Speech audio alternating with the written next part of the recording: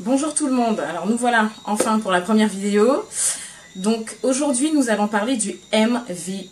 Qu'est-ce que le MVP? C'est le Minimum Viable Product. Donc c'est le minimum viable pour qu'un produit puisse être commercialisé ou pas. Donc aujourd'hui on va voir aussi comment valider son MVP. Et je vais vous donner des astuces pour éviter de lancer des produits qui ne sont pas adaptés forcément au marché et vous éviter peut-être de jeter de l'argent par les fenêtres. Voilà. Donc le MVP, c'est une notion qu'on découvre dans le livre d'Eric Ries qui s'appelle The Lean Startup. Et en fait, lui propose dans ce bouquin de pouvoir lancer un produit de façon purement artisanale et voir si on a une communauté de prospects qui adhèrent au fonctionnement ou pas. Bon, je vais prendre un exemple simple.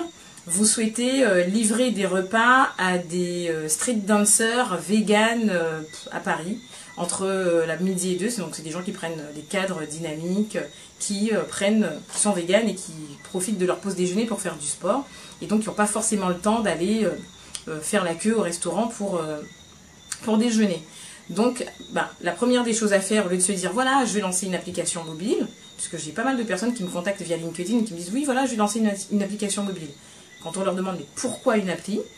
Je sais pas, parce que mon produit est super, etc. Ne mettez pas trop d'affect dans vos produits.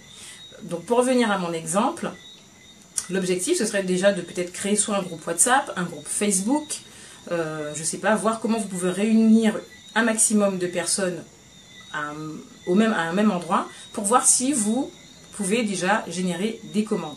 WhatsApp, ça fonctionne très bien. Il y a beaucoup de produits qui peuvent être testés sur WhatsApp ou via un groupe Facebook. À partir du moment où vous avez des personnes qui commencent à commander vos produits, ça veut dire que là, super, il y a un minimum de choses que vous avez fait un minimum de choses et ces choses ont généré un minimum d'attractivité pour votre produit. Donc je déconseille fortement de faire en sorte que les gens puissent, par exemple, lancer de grandes campagnes de communication, de parler énormément de leurs produits sans être certain que le produit réponde à un besoin. Donc, je prends un exemple de mon expérience professionnelle. Quand j'ai lancé mon premier centre de formation, j'ai attendu d'avoir 100% de réussite à l'examen pour pouvoir commencer à communiquer sur mon école de taxi. Voilà. Donc j'ai pris le temps de bien travailler les choses avec mes élèves, de récupérer leurs doléances, etc. pour me dire, voilà, ça y est, je suis sur un process qui est bon, qui fonctionne, je peux commencer à communiquer.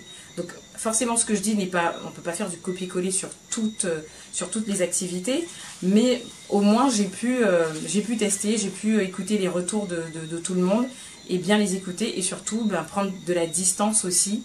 Ne pas prendre personnellement les critiques qu'on pourra vous faire sur le produit parce que ça c'est précieux pour pouvoir faire en sorte de gagner de l'argent après. Pourquoi? Le MVP est important aussi parce qu'il faut savoir qu'une start-up c'est une phase dans l'entreprise. On est start-up pour devenir entreprise. Et le MVP en fait c'est un apprentissage, on teste, on échoue, on teste, on échoue durant cette période. L'idéal, c'est que cette période soit la plus courte possible. Mais en fonction des marchés, elle peut durer plus ou moins longtemps.